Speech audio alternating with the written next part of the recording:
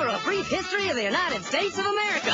Hi, boys and girls, ready to get started? Once upon a time, there were these people in Europe called pilgrims, and they were afraid of being persecuted. So they all got in a boat and sailed to the New World where they wouldn't have to be scared ever again. Oh, I'm so relaxed. I feel so much safer. But as soon as they arrived, they were greeted by savages, and they got scared all over again. Indians! So they killed them all. Now, you'd think wiping out a race of people would calm them down, but no. Instead, they started getting frightened of each other. Witch! So they burned witches.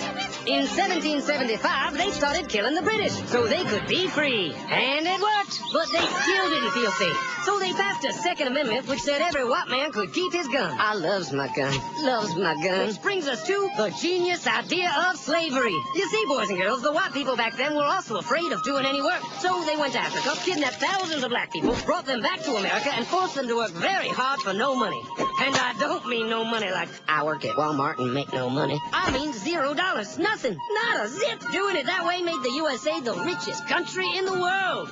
So did having all that money and free help calm the white people down? No way. They got even more afraid. That's because after 200 years of slavery, the black people now outnumbered the white people in many parts of the South. Well, you can pretty much guess what came next. The slaves started rebelling. There were uprisings, and old Master's heads got chopped off. And when white people heard of this, they were freaking out and going, I want to live. Don't kill me, big black man. Well, just in the nick of time came Samuel Colt, who in 1836 invented the first weapon ever that could be fired over and over without having to reload. And all the southern whites were like, yeehaw! But it was too late. The North soon won the Civil War and the slaves were freed. Yep, they were free now to go chop all the old masters' heads off. And everybody was like, oh no, we're gonna die. But the freed slaves took no revenge. They just wanted to live in peace. But you couldn't convince the white people of this. So they formed the Ku Klux Klan. And in 1871, the same year the Klan became an illegal terrorist organization, another group was founded, the National Rifle Association.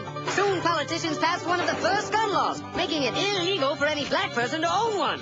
It was a great year for America, the KKK and the NRA. Of course, they had nothing to do with each other, and this was just a coincidence. One group legally promoted responsible gun ownership, and the other group shot and lynched black people. And that's the way it was all the way to 1955, when a black woman broke the law by refusing to move to the back of the bus. White people just couldn't believe it. Huh? Why won't she move? What's going on? Man, all hell broke loose. Black people everywhere started demanding their rights, and white people had a major freaky fear meltdown, and they were all like, run away! Run away! And they did. They all ran fleeing to the suburbs where it was all white and safe and clean. And they went out and bought 250 million guns and put locks on the doors, alarms in the houses, and gates around the neighborhoods. And finally, they were all safe and secure and snug as a bug.